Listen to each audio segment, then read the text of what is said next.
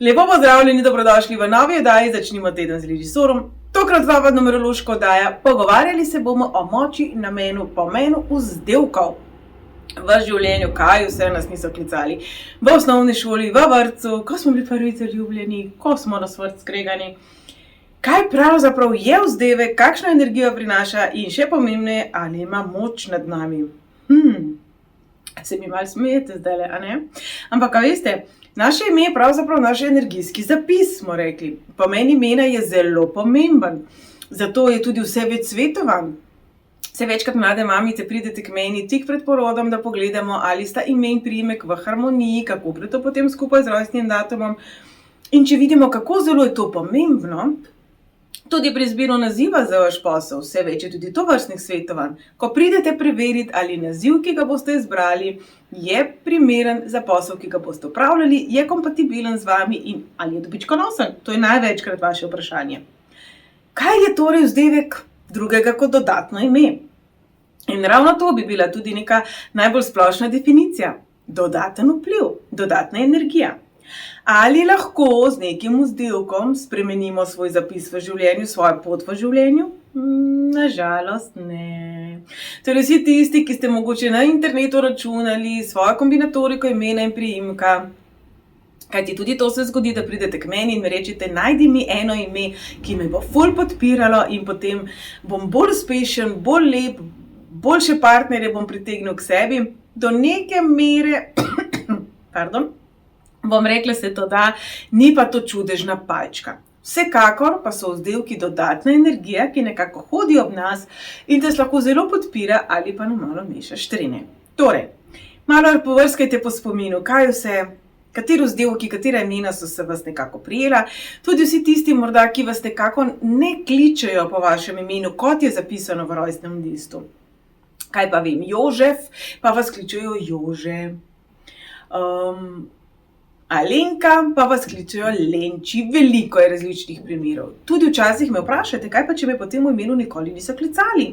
Pridete k meni pa mi rečete, tole je moje ime v rojstnem datumu, ampak nikoli me niso klicali po tem imenu, vedno po tem vzdevku.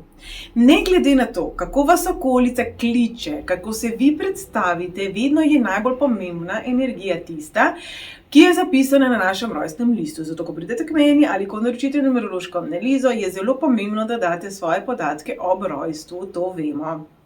Ampak tekom življenja, kot pravimo, se nas primejo različni vzdevki. In mi bomo dali pitagorejsko abecedo, po kateri boste lahko preračunali, kakšen je seštevek vzdevkov, ki so se vas prijeli, in naredili bomo tak kratek pregled od 1 do 9, kaj pravzaprav pomenijo. Ampak prej pa še nekaj besed o samem pomenu imena. Ime je pravzaprav nekaj, kar nam je položeno v zibko. Lahko ga spremenimo, s tem spreminjamo svoje energijske zapise, ne moramo pa povoziti tistih originalnih vibracij. Kajti to ste vi. Zato, v pomiritev vsem tistim, ki pa niste dali izračunati imena in priimka ob rojstvu vaših otročkov, jaz sem velika zagovornica prepričanja, da mama in ata imata prav. Mamica je tista, ki otročka vendarle nosi pod srčkom, ga čuti. Veste, veliko zanimivih zgodb bi lahko z vami delila o izbiru imena in priimka za otročka. Tudi to se je že zgodilo, da smo imeli vse izračune pripravljene, da je bilo že vse na fertik, super fajn. Pa je gospa rodila, pa je klicala, pa je rekla,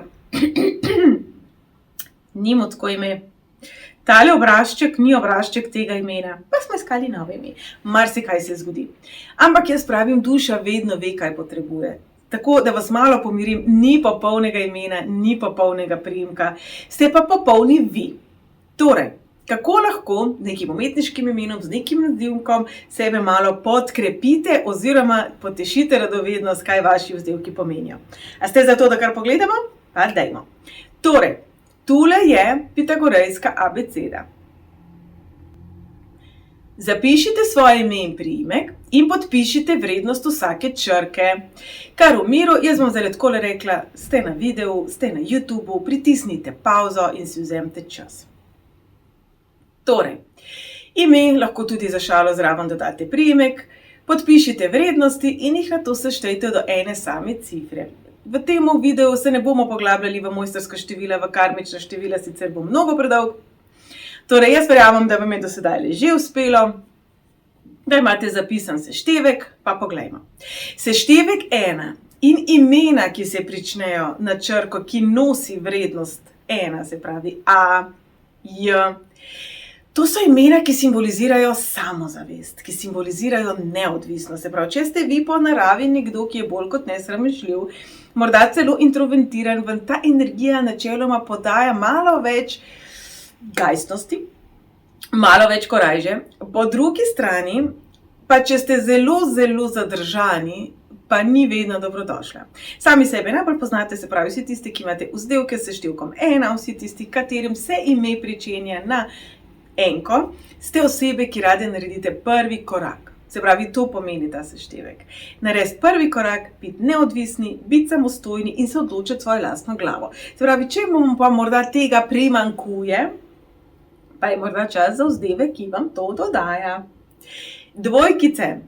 Torej, seštevek 2 simbolizira nekoga, ki je dober v komunikaciji, nekoga, ki je dober v tem, da vidi drugo plat zgodbe, da razume druge osebe.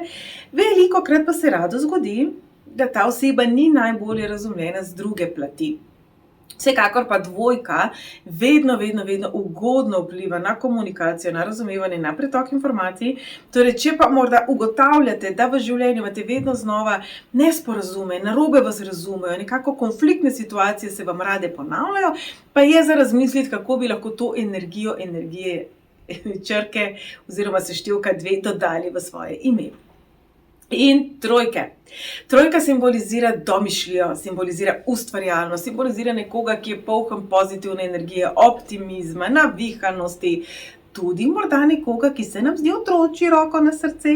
Se pravi, prva črka v imenu, ki jo povezujemo s številom 3 oziroma seštevek imena 3, nakazuje, zdaj govorimo o vzdevku, prosim lepo, ne o imenu pri rojstvu, označuje nekoga, ki ima bujno domišljijo, zato običajno najde nenavadne rešitve in poti tam, kjer jih ni. Se pravi, tudi neka inovativnost. Izziv števila 3 pa je preobčutljivost. Torej, če ste zelo senzibilni, če vas zelo hitro se dotakne tuja bolečina, če se zelo hitro zjokate, potem seštevek 3, 6 pa 9 ni najboljša izbira za vas, da bi jo še bolj dodali že tako občutljivi energiji, ki jo imate. Seštevek 4 oziroma prva črka 4 vzdevka. Štirka je energija rutine, zanesljivosti, tudi trme, tudi vztrajnosti. Torej, če pa potrebujete malo več reda, malo več organiziranosti, malo več, bom rekla, dobrih, zdravih navad v življenju, je ta seštevek fenomenalen. Če imate vzdevek, ki se konča na 4, ste oseba, ki vas okolica dojema kot morda tudi rigidne. Torej, vprašajte se, koliko ljudi, ki jih poznate, bi morda za vas trdilo, da ste ozkogledni. In še 5. Če se vas seštevek vzdevka konča s 5 oziroma izteče v 5, če je prva črka vašega vzdevka povezana s številom 5, govorimo o energiji svobode, dinamike, strasti. Nekoga, ki ga privlači egzotika, nenavadno, nepoznano in tudi nekoga, ki rad pobere šila in kopita, ko mu ali ji nekaj ni prav. Torej, opazujte sebe, ali ste nekdo, ki v izzivih vztraja, ali ste nekdo, ki reče bye bye, pa ga ni več. Torej, 5 je tista, ki nekako sproži naš mehanizem bega. Težje se soočamo s tistimi stvarmi, ki nam niso okej, se pravi, vsi tisti, ki imate seštevek 5, se dajte vprašati, ali ne mara vam ta vzdevek ne prinaša malo preveč potrebe po svobodi, namesto da bi zagrizli tisto grenko jabolko izzivov. Seštevek 6. Dragi šestke, vemo, da so povezane z izzivi ljubezni do sebe, torej si tisti, ki imate seštevek vzdevka 6 ali prvo črko v imenu 6, ste to definitivno opazili. Torej, kako ste lahko bolj ljubeči do sebe in kako lahko olepšujete okolico, boste vprašani, ki jih boste deležni s tem vzdevkom. Definitivno pa je to vzdevek ženstvene energije. Energije boginje. Ni vse vedno samo slabo, ne govorimo vedno samo o izzivih. Torej, kdo ste vi kot ženska, ne glede na to, kakšen je vaš spol, tudi če ste moški in ste sešteli do 6. Kakšna je vaša ženstvena energija in kakšne so vaše mišice sprejemanja. Če ste nekdo, ki zlahka sprejme, potem je 6 v redu. Če ste nekdo, ki že po naravi težje sprejema dobro, potem pa je morda za razmisliti, ali se ne bi temu vzdevku raje izognili. In 7. Drage sedmice, sedemka je energija učenja, resnice, dela na sebi, perfekcionizma, zahtevnosti, običajno pretirane strogosti do sebe in je sicer zelo dobrodošla, ko se je potrebno učiti, organizirati, ko govorimo o duhovni osebnostni rasti. Malo manj pa je dobrodošla, če ste že sami po sebi takšni, da se radi hudujete nase, da si ne date dovolj časa za to, da bi se sploh česa naučili, kaj šele bili najboljši v temu. Torej, sedmica je energija zahtevnosti, pa tudi prečiščevanja. Se pravi, opazili boste, da tisti ljudje, ki za vas uporabljajo ta vzdevek, nekako od vas vedno pričakujejo, da ste najboljši možni. Se pravi, tudi zahtevnost okolice v tem primeru, ko govorimo o energiji vzdevka, je višja. In osmice. Torej, ko govorimo o številu 8, govorimo o številu tako zgoraj, tako spodaj, o številu manifestacije, nekoga, ki je dober organizator, nekoga, ki vedno znova si želi. Ne bom rekla več samo iz strani ega, ampak več zato, ker ve, da je več možno. Torej, ko govorimo o neki povečani storilnosti, po boljši organizaciji, po lažjem doseganju ciljev, je osmica seveda zelo dobrodošla, je pa potrebno biti pozoren absolutno, če je v skladu z vašimi ostalimi, se pravi originalnimi osebnimi števili. Če ste nekdo, ki bi vedno vse dal drugim, potem vam bo ta osmica pomagala, da boste kaj zadržali, pa tudi za sebe. Če pa ste nekdo, ki je bolj kot ne roko na srce nagnjen k sebičnosti, potem bo pa ta osmica to samo še spotencirala.